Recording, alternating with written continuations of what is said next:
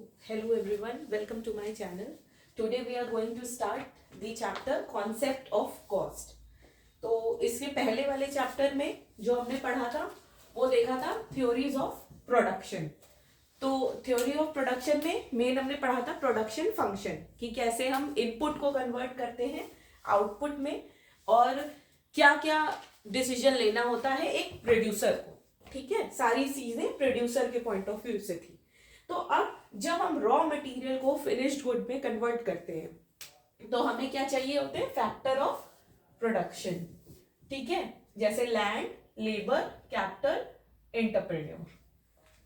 ठीक, ये 4 factor of production तो होते ही होते हैं जो हमें चाहिए होते हैं रॉ मटेरियल को फिनिश्ड गुड में कन्वर्ट करने के लिए. कन्वर्ट करते हैं हम लोग फिनिश्ड गुड में.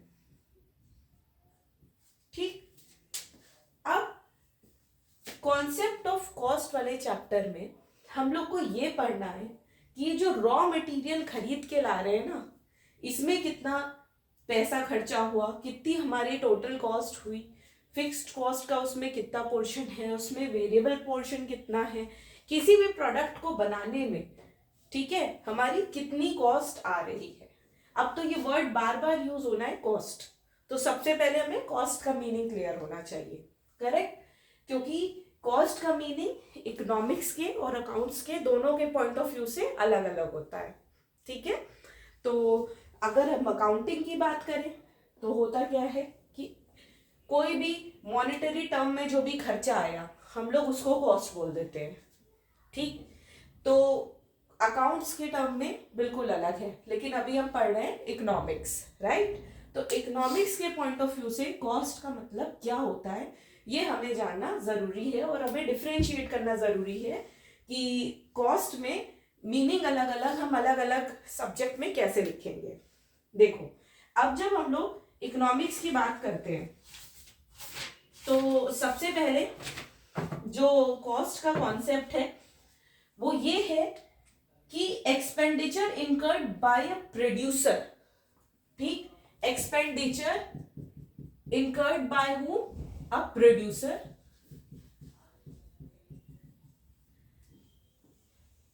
किस चीज के लिए, on factor and non factor cost. या तो नॉन फैक्टर इनपुट्स. ठीक है, देखो, cost is what, expenditure incurred by a producer on factor and non factor input. जब हम किसी रॉ मटेरियल को फिनिश्ड गुड में कन्वर्ट करते हैं, ठीक, इसमें 2-3 कॉन्सेप्ट में बता दे रही हूं कि कॉस्ट का भी कॉन्सेप्ट इकोनॉमिक्स से पॉइंट ऑफ व्यू से, फैक्टर और नॉन फैक्टर कॉस्ट का भी मतलब. ठीक है, जब हमने रॉ मटेरियल को फिनिश गुड में कन्वर्ट किया तो जो फैक्टर ऑफ प्रोडक्शन है ना, उनमें जो कॉस्ट इनकर्ड हुई, लैंड, लेबर, कैपिटल, एंटरप्रेन्योर, इन चारों चीज के लिए जो कॉस्ट हुई उसको कहते हैं फैक्टर कॉस्ट, क्योंकि ये फैक्टर इनपुट हुए हैं. ठीक है, फिर नॉन फैक्टर, जैसे कि मुझे रॉ मटेरियल खरीद के लाना है. अगर मुझे टी शर्ट की फैक्ट्री लगानी है तो कॉटन के कपड़े, एक थ्रेड, मतलब ये सब चीजें जो हम लेके आए वो रॉ मटेरियल हो गए. ये क्या हो गए, नॉन फैक्टर इनपुट. मतलब other than land, labour, capital and entrepreneur जो भी खर्चा आता है उसको बोलते हैं नॉन फैक्टर इनपुट के ऊपर का खर्चा.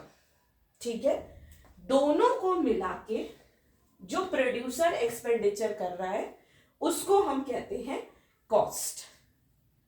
ठीक है, expenditure incurred by a producer on factor and non-factor input.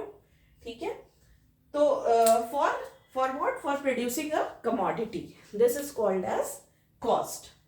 ठीक, पहले तो सबसे बेसिक डेफिनेशन ये हो गई. अब जब हम लोगों ने बेसिक डेफिनेशन ये देख ली कि फैक्टर और नॉन फैक्टर इनपुट में डिफरेंशिएट कर दिया, तो हमें एक छोटी सी बात और ध्यान देनी होती है कि एक्सपेंडिचर जो प्रोड्यूसर इनकर कर रहा है वेदर एक्सप्लिसिट कर रहा है और इम्प्लिसिट कर रहा है, दो तरीके से कर सकता है, ठीक है। या तो वो एक्सप्लिसिटली खर्चा कर रहा है या इम्प्लिसिट खर्चा कर रहा है, दोनों में फर्क क्या होता है, ठीक है। देखो प्रोड्यूसर दो तरीके से खर्चा कर सकता है, एक्सप्लिसिट या फिर इम्प्लिसिट। किन चीजों पे? अगेन दो चीजों पे, चाहे फैक्टर चाहे नॉन फैक्टर, ठीक है, या तो इनका कॉम्बिनेशन। अब एक्सप्लिसिट और इम्प्लिसिट का मतलब क्या होता है? तो explicit is something as the name implied कि एक्सप्लिसिटली हम कोई खर्चा कर रहे हैं, मतलब अपने हाथ से कोई पैसा जा रहा है, ठीक है, आउट ऑफ पॉकेट, हमने खुद फिजिकली वो पैसा दिया, खर्चा किया।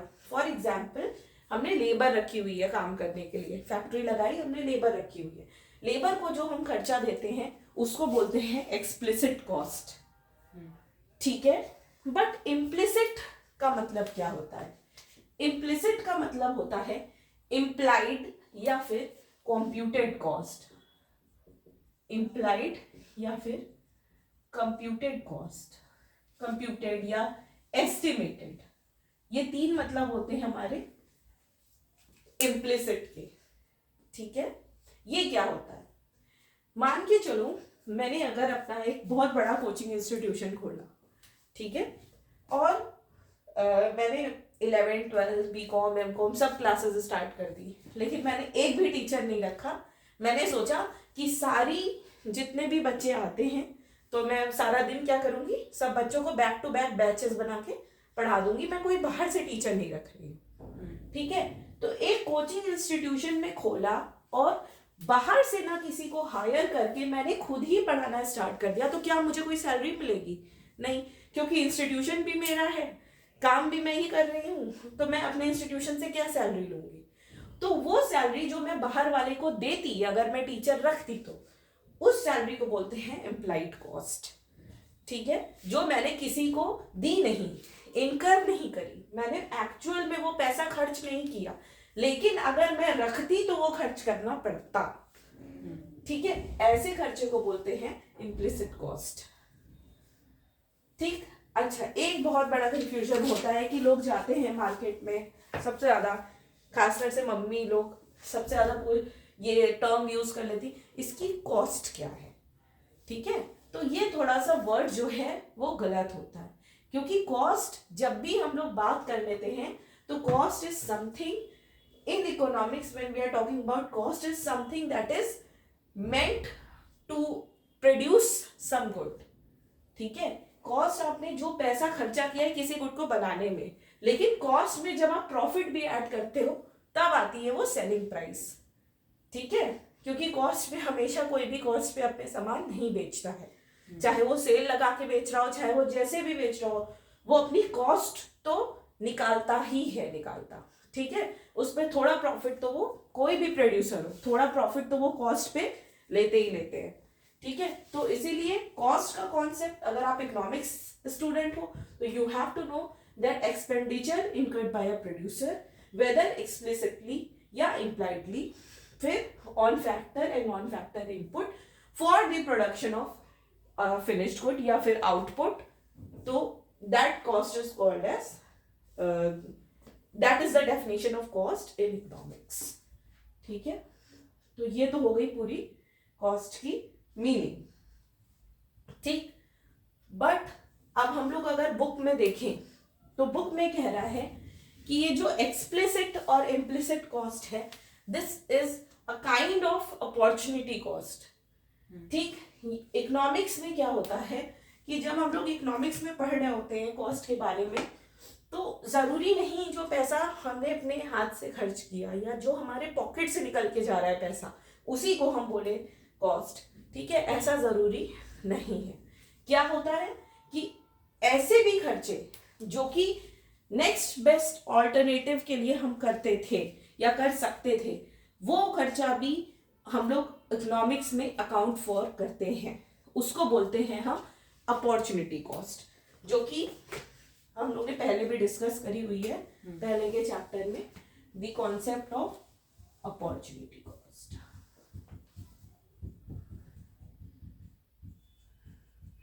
तो अभी एक बार और डिस्कस कर लेंगे हल्का सा कि अपॉर्चुनिटी कॉस्ट है क्या। तो opportunity cost by the name is the cost which is incurred for the next best alternative foregone। ये लाइन हमेशा याद रखना। तो कभी भी ये अपॉर्चुनिटी कॉस्ट की मीनिंग में आपको फुल नंबर मिलेगा विद वन एग्जांपल। ठीक है, अपॉर्चुनिटी कॉस्ट हमेशा वो होती है जो नेक्स्ट बेस्ट ऑल्टरनेटिव फॉरगॉन के लिए ही आपने इनकर करी है। नेक्स्ट बेस्ट ऑल्टरनेटिव क्या है? मुझे जॉब का ऑफर आया कंपनी ए से, कंपनी बी से। एक दे रहा था मुझे 50,000 पर मंथ, एक दे रहा था 60,000 पर मंथ, एक दे रहा था कंपनी सी 1,00,000 पर मंथ। मैंने प्रूडेंट हूं, मैंने सोचा बेस्ट यही है 1,00,000 रुपए पर मंथ कमाना, तो मैंने कंपनी सी का ऑफर एक्सेप्ट कर लिया और ये दोनों को रिजेक्ट कर लिया। ठीक है, जब हमने कंपनी सी का ऑफर एक्सेप्ट किया तो इसको अपॉर्चुनिटी कॉस्ट नहीं बोलेंगे, कंपनी बी, क्योंकि नेक्स्ट बेस्ट क्या था 60,000 रुपए कमाना। तो next best alternative is the 60,000 rupees per month, that is called as opportunity cost. अगर आपसे कोई पूछे तो विद एग्जांपल आप ऐसे बता सकते हो, तो आपको पूरे मार्क्स मिलने हैं इस चीज पे। ठीक है, कि ये होती है आपकी अपॉर्चुनिटी कॉस्ट जो आपने फॉरगो करी है। ठीक, अब बुक के पॉइंट ऑफ व्यू से कि बुक के पॉइंट ऑफ व्यू से हमें जो टोटल कॉस्ट पढ़नी है वो एक्सप्लिसिट और इम्प्लिसिट पढ़नी है, और उन्होंने बताया है अपॉर्चुनिटी कॉस्ट को ही दो पार्ट में बांट दिया। किस दो पार्ट में? एक एक्सप्लिसिट और एक इम्प्लिसिट।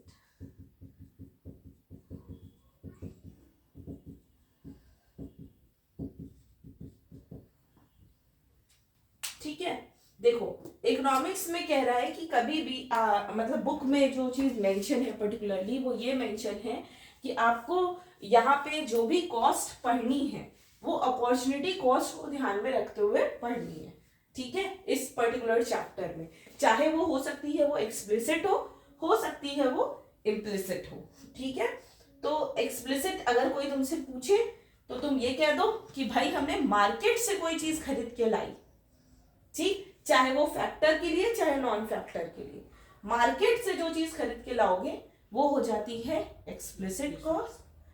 और जो तुमने खुद के सेल्फ ओन्ड रिसोर्सेस पे जो खर्चा किया, ठीक है, उसको हम लोग बोलते हैं इम्प्लिसिट कॉस्ट।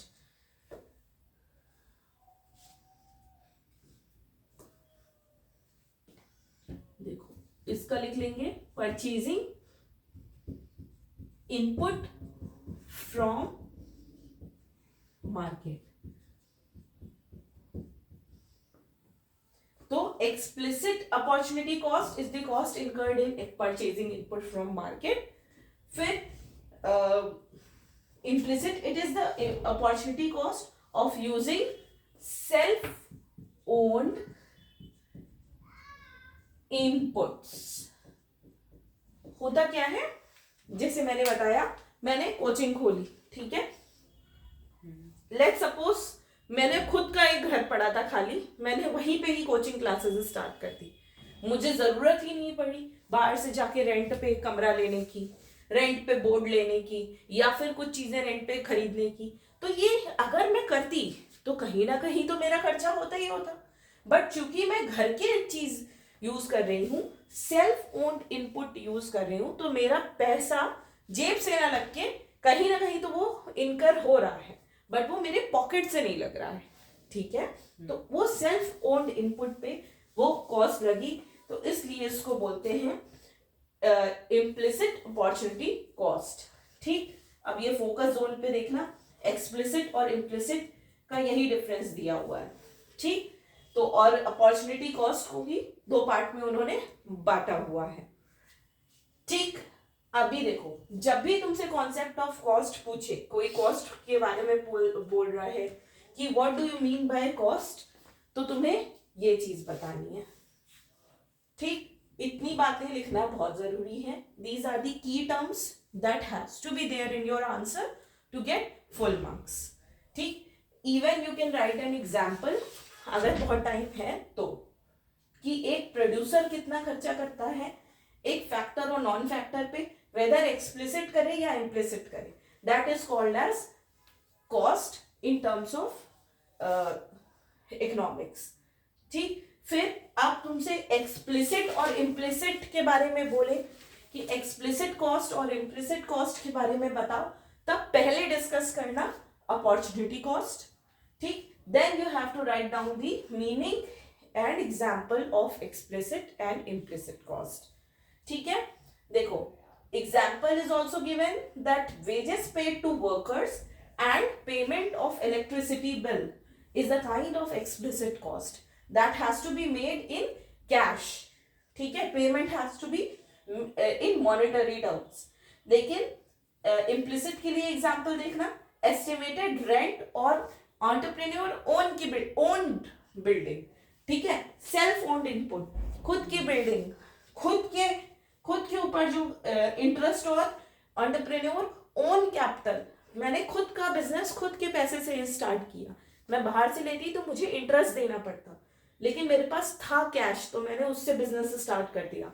तो उस पे मैंने क्या लूज किया, क्या फॉरगो किया, इंटरेस्ट.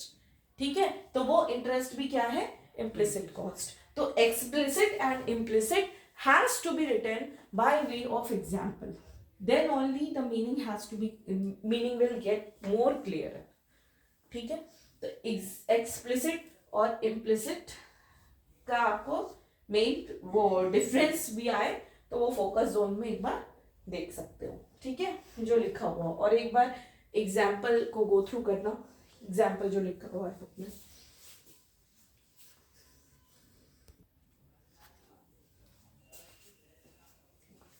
ठीक है. एग्जाम्पल कह रहा है कि leaving a job of 40,000 per month, 40,000 per month की जॉब छोड़ दी, और and evicting his tenant who was paying ₹50,000 पर मंथ. एक टेनेंट था, अच्छा बढ़िया टेनेंट था, कोई दुकानदार होगा, वो 50,000 रुपए पर महीने रेंट दे रहा था. ठीक है. 40,000 की जॉब छोड़ी पर मंथ की, 50,000 का रेंट फॉरगो किया पर मंथ का. ठीक. And then for the factory premises an entrepreneur undertake production of garment. क्या करने के लिए, अपनी गारमेंट की फैक्ट्री लगाने के लिए. ठीक. he pays 10 lakh for the purchase of input. ये तो वो है जो इसने फॉरगो किया. ठीक. और 10 लाख तो उसने एक्सप्लिसिटली पे कर दिया फॉर परचेज ऑफ इनपुट. ठीक है. he pays 10 lakh for the purchase of input. Find the cost of production in terms of explicit and implicit cost. ठीक है. तो इस एग्जाम्पल में स्ट्रेट अवे 10 लाख आपकी एक्सप्लिसिट कॉस्ट है, and the amount that he has forgone just to install his factory and run the business of garment, this foregone amount, that is 40 plus 50, that is 90,000, is the implicit cost. ठीक है. And what about total cost? तो total cost is the sum total of explicit and implicit cost. So total cost would be 10,90,000.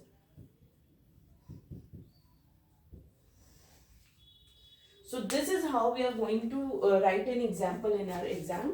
If अगर कुछ आता भी है, let's suppose कि इस तरीके से नंबर्स देके भी हो सकता है आ जाए 1 मार्क्स में, ज्यादा मार्क्स का नहीं बनता है, और अपॉर्चुनिटी कॉस्ट के बारे में पूछ लो, तो आपको इम्प्लिसिट और एक्सप्लिसिट दोनों बताना है और ये एग्जाम्पल भी देना है. ठीक है. तो इतना तो कॉन्सेप्ट हो गया हमारा कॉस्ट का. अब इसके बाद नेक्स्ट टॉपिक देखते हैं. तो एक छोटा सा टॉपिक और है कॉस्ट के कॉन्सेप्ट में, that is selling cost and production cost. ठीक है. और मैं अपने से एक चीज और ऐड कर दे रही हूं, सेलिंग प्राइस.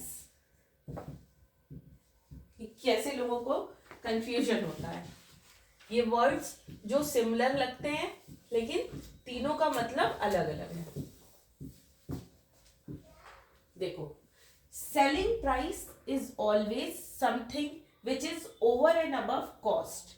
ठीक है, जो प्रोड्यूसर जिस अमाउंट पे अपना सामान बेचना चाहता है, प्राइस की अगर बात करें तो कॉस्ट प्लस प्रॉफिट, अपना प्रॉफिट जोड़ के बेचेगा, is called as selling price.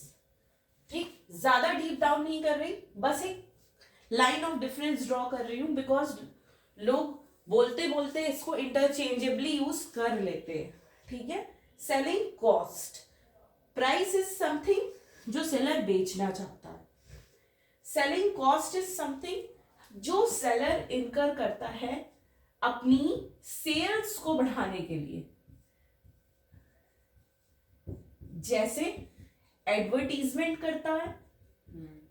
ठीक है, तो इन सब टाइप के खर्चे जिससे उसकी सेल इंक्रीज हो फ्यूचर में, उसको हम बोलते हैं सेलिंग कॉस्ट।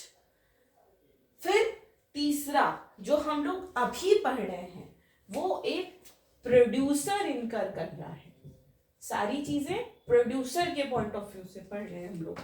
ठीक है, तो जो प्रोड्यूसर इनकर करता है वेदर एक्सप्लिसिट या फिर इम्प्लिसिट, इसको बोलते हैं प्रोडक्शन कॉस्ट।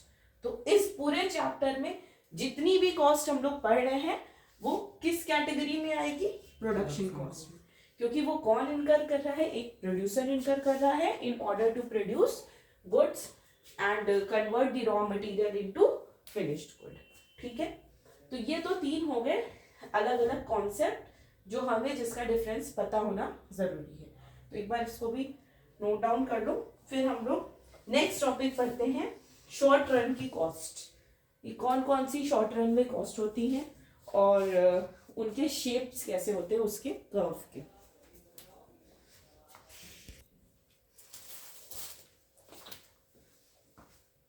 ठीक है, तो लॉन्ग रन हमारे कोर्स में नहीं है, इसलिए इस चैप्टर में जितनी भी हम लोग कॉस्ट पढ़ेंगे वो शॉर्ट रन की पढ़ेंगे। अच्छा, शॉर्ट रन और लॉन्ग रन मैंने अगेन बताया, पिछले चैप्टर में पूरा डिटेल में बताया हुआ है। ठीक है, फिर भी एक क्विक ओवरव्यू। शॉर्ट रन वो टाइम पीरियड होता है विच इज शॉर्ट इनफ कि जिसमें केवल वेरिएबल फैक्टर हम लोग चेंज करते हैं। ठीक है, सारे फैक्टर चेंज नहीं कर सकते हैं। फॉर एग्जाम्पल, किसी ने मुझे 25 दिसंबर आने वाला था, मेरी बेकरी की दुकान थी, किसी ने बल्क में मुझे क्रिसमस पे ऑर्डर दे दिया कि हाँ भाई केक बहुत सारे चाहिए। ठीक है, तो वो इतना क्या था, शॉर्ट पीरियड ऑफ टाइम था, उसमें मैं बेकरी नई नहीं लगाऊंगी, मैं उसी बेकरी में जितनी हो सकती है उतनी प्रोडक्शन करूंगी। ठीक है, तो वो पीरियड ऑफ टाइम को मैंने बोला था शॉर्ट रन टाइम, जिसमें केवल वेरिएबल फैक्टर्स चेंज होते हैं, फिक्स्ड फैक्टर चेंज नहीं होते हैं। और लॉन्ग रन क्या होता है, जिसमें सारे ही फैक्टर चेंज हो जाते हैं, चाहे वो फिक्स्ड फैक्टर हो चाहे वो वेरिएबल फैक्टर हो। ये सब हमने पिछले चैप्टर में डिस्कस किया। ठीक, अब जब शॉर्ट रन की बात हो रही है तो शॉर्ट रन में किस तरीके की कॉस्ट इनकर होती है या जो भी कॉस्ट इनकर होती है उसको हम तीन तरीके से पढ़ेंगे।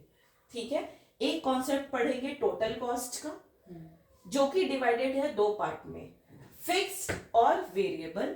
ठीक है, दो, हर कॉस्ट दो पार्ट में डिवाइड होती है, एक होती है फिक्स्ड, एक होती है वेरिएबल। क्या होती है मैं बताऊंगी। ठीक, लेकिन हम लोग तीन कॉन्सेप्ट कवर करेंगे, टोटल, एवरेज और marginal. Total as the name suggest, जो सम टोटल होगी फिक्स्ड और वेरिएबल का। ठीक है, जो सम टोटल होगी फिक्स्ड और वेरिएबल का उसको हम लोग बोलेंगे टोटल कॉस्ट। मतलब total cost is sum total of total fixed cost and total variable cost. क्या होती है अभी डिस्कस करेंगे। Average cost is sum total of average fixed cost and average variable cost. ठीक है, क्या होता है again will discuss later on, अभी सिर्फ नाम देख रहे हैं। Marginal is the additional cost that is incurred for producing one more unit of a commodity। ठीक, अब मार्जिनल हर जगह जैसे हमने पढ़ा था, मार्जिनल का फॉर्मूला वही रहेगा, TU of n minus TU of n minus 1। ठीक है, तो इसका भी फॉर्मूला यहाँ पे सेम रहेगा मार्जिनल कॉस्ट का। तो जैसे टोटल यूटिलिटी पड़ी थी तो मैंने टीयू बोला, ठीक, कॉस्ट पढ़ेंगे तो टीसी, ठीक है, दैट इज टोटल कॉस्ट। ठीक, तो 1 by 1 हमें ये तीनों कॉस्ट को कवर करना है। तो we will start with the concept of total cost, that is fixed, total fixed and total variable cost. ठीक, अच्छा, ये तीनों ही हम शॉर्ट रन में पढ़ रहे हैं। अगर हम लॉन्ग रन में पढ़ रहे होते तो फिक्स्ड कॉस्ट का कोई रोल नहीं हो रहा होता, क्योंकि लॉन्ग रन में सारी ही कॉस्ट वेरिएबल हो जाती है। ठीक है, क्योंकि हम शॉर्ट रन पढ़ रहे हैं इसीलिए हम फिक्स्ड कॉस्ट भी पढ़ेंगे। ठीक, अब coming to the very first cost, that is total fixed cost या फिर फिक्स्ड कॉस्ट। ठीक है, ये सब हटा देती हूँ।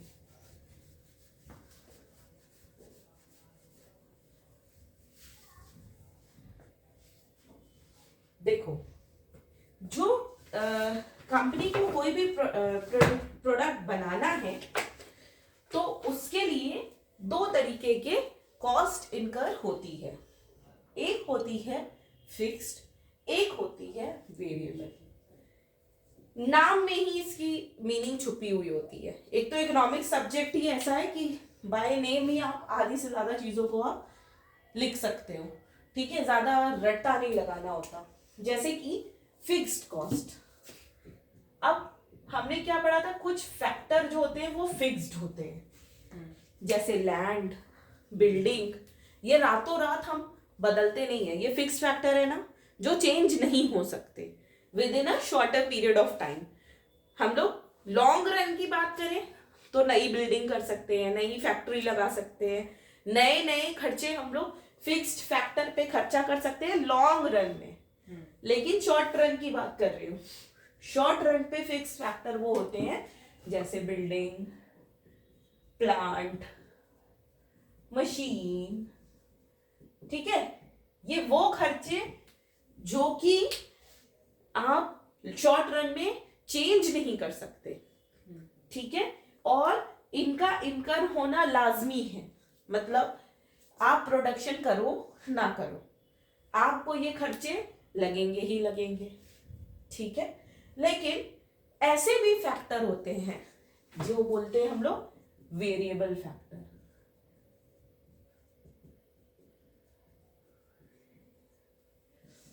ये तो हो गया फिक्स फैक्टर, ये हो गया वेरिएबल फैक्टर। वेरिएबल फैक्टर क्या होते हैं, नाम ही बोल रहा है, वेरी, जो वेरी करे, that changes with the change in the level of output.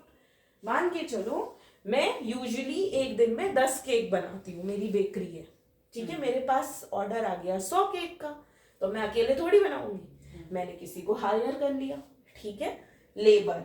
ठीक है, तो ऐसे ऐसे बंदे को जिसको आपने हायर किया उसको आप क्या बोलोगे, लेबर, जो आपका एडिशनल प्रोडक्शन करेगा, प्लस वो केक का मटेरियल, जो भी रॉ मटेरियल जिसको हम लोग बोलेंगे, वो भी मैं बढ़ाती जाऊंगी। भाई 1 यूनिट बनाऊंगी, 1 केक बनाऊंगी तो 3 अंडे लगेंगे, लेकिन 100 केक का आ गया तो मुझे चाहिए 300 अंडे। ठीक है, तो ये जो रॉ मटेरियल था ये भी मेरा कैसे बढ़ा, ये क्वांटिटी के हिसाब से बढ़ता गया। जितनी क्वांटिटी हमें आउटपुट की बढ़ानी होती है उस हिसाब से हमारा वेरिएबल फैक्टर वेरी करता जाता है। ठीक है, तो वेरिएबल फैक्टर वो फैक्टर होता है that changes with the change in the level of output. ठीक, तो सबसे पहले हमें लाइन ऑफ डिफरेंस पता होनी चाहिए फिक्स्ड फैक्टर और वेरिएबल फैक्टर की।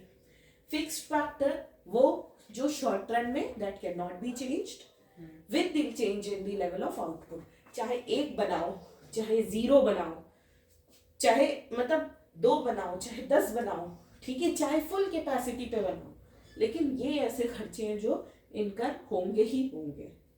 ठीक, लेकिन इनमें से वेरिएबल फैक्टर वो खर्चे होते हैं जो तभी इनकर होंगे जब आप लेवल ऑफ आउटपुट अपना बढ़ाते जाओगे।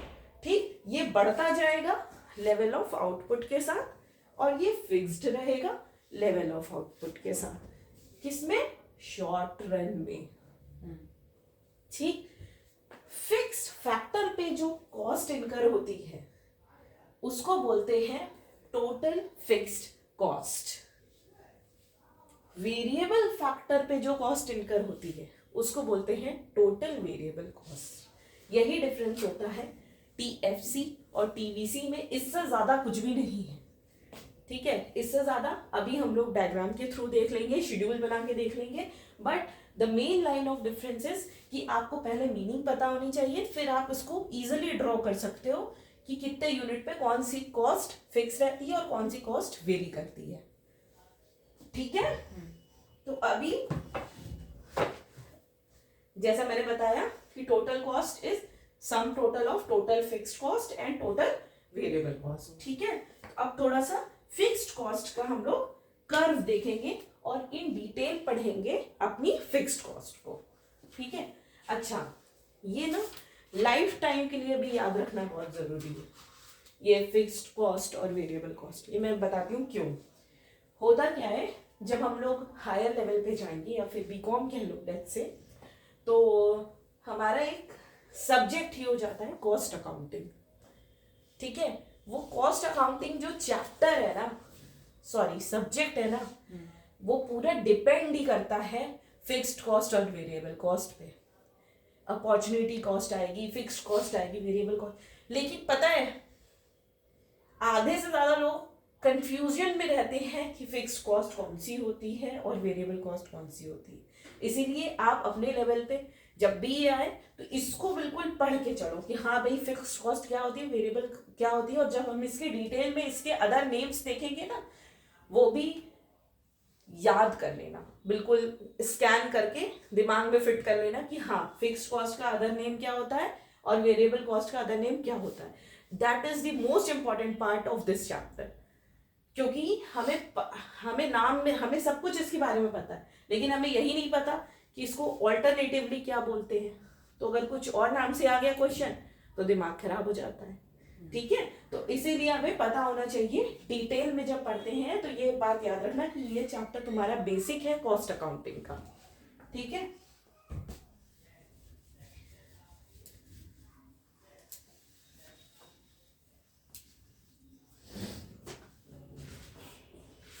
अभी हम लोग को पढ़ना है कर्व।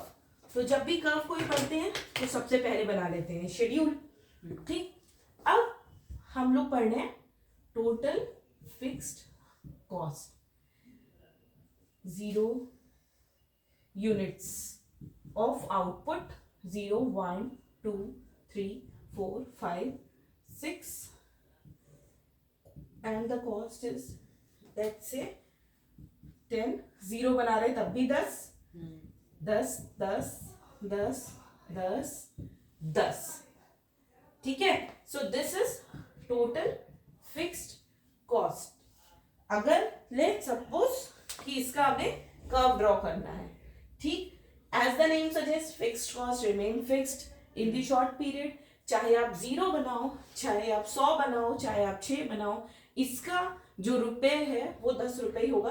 तुम जितना भी शेड्यूल कंटिन्यू करना चाह रहे हो उतना कंटिन्यू कर लो, कोई प्रॉब्लम नहीं है। ठीक है, but the cost has to be same. Easiest cost होती है पढ़ने के लिए, ग्राफ बनाने के लिए सबसे इजी चीज है हमारी फिक्स्ड कॉस्ट। बस ये याद रखना है कि किस एक्सिस पे हमें कॉस्ट ड्रॉ करनी है और किस एक्सिस पे हमें आउटपुट ड्रॉ करना है, सिर्फ इतना याद रखना है। ठीक है, अब देखो ये याद रखने को मैं इसलिए बोलती हूँ क्योंकि एग्जाम पॉइंट ऑफ व्यू से हमारा हमेशा गड़बड़ हो जाती है। एग्जाम में चीजें याद नहीं आती। अगर तुमने गलती से यहाँ पे कॉस्ट लिख दी तो तुम्हारा कर्व उल्टा बन जाएगा। ठीक है, तो ऑलवेज फर्स्ट एंड फॉरमोस्ट जब भी कोई ग्राफ बनाओ शेड्यूल से, तो try to remember that what was given on the axis. कहाँ पे आउटपुट गिवन था और कहाँ पे कॉस्ट गिवन थी। ठीक है, so when we are going to draw the axis, the next thing is to name it. ठीक है, तो नेम हमने ये कर दिया टोटल फिक्स्ड कॉस्ट को और ये कर दिया आउटपुट को। ठीक, total fixed cost is 10। Suppose करो ये 5 से स्टार्ट कर रही हूं, 10 है ये। आउटपुट मेरा 1 2 3 4 5 6 एंड सो ऑन। मैं जिस भी लेवल ऑफ आउटपुट पे निकालूं, the cost remain fixed. Total fixed cost का ये कर्व है, ठीक है। The TFC is 10 at any level of output. That's why TFC curve is always a horizontal straight line. ठीक, because in the short run the fixed cost cannot be changed.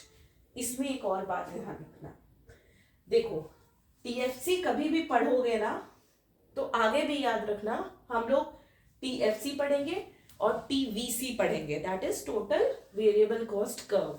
ये fixed cost curve है, और जब total variable cost curve पढ़ेंगे तो याद रखना fixed cost के ऊपर ही होगा जो दूसरा कर्व होगा, जो कंबाइंड होगा, क्योंकि टोटल